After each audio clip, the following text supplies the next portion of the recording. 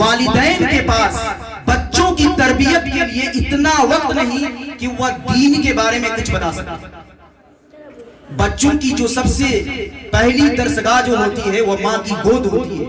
ماں اگر تعلیم یافتہ ہے، پڑھی لکھی ہے، تو اپنے بچوں کو شروع سے ہی پڑھائے گی، کچھ نہ کچھ اس کو سکھائے گی. اور یہی تک نہیں، جب ایک بچہ ماں کے پیٹ کے اندر ہوتا ہے تو اسی وقت 6 ماہ کے بعد وہ کچھ نہ کچھ سیکھنا شروع کر دیتا ہے. ماں کی نقل و حرکت پر ماں کیا کر رہی ہے، کیا نہیں کر رہی، اس کے اثرات اس بچے پہ مرتب ہوتے ہیں. یہی تو وجہ ہے کہ آج کی ہماری مائیں دین سے اس قدر دور ہو چکی ہے کہ اس کے بدن کے اندر کوئی بچہ پرورش پاتا ہے، لیکن وہ مائیں اسلام سے کوسوں دور ہٹ کر موبائل کے اندر اپنا وقت ضائع کرتی ہے، چغل خوری کے اندر، غیبت کے اندر، عیاری کے اندر، مکاری کے اندر، ہر ایک کام کر جاتی ہے جس کام سے اللہ اور اس کے رسول خفا اور ناراض ہوتے ہیں. تو ان سارے کاموں کی جو اثرات ہیں آپ کے بدن اور پیٹ کے اندر جو بچہ جنم لینے والا ہے اس پر پڑتے ہیں. تو آپ اپنی خوشی کے لیے اپنے بچوں کے مستقبل، اپنے بچوں کی آخرت سے بالکل بھی نہ کھیلیے.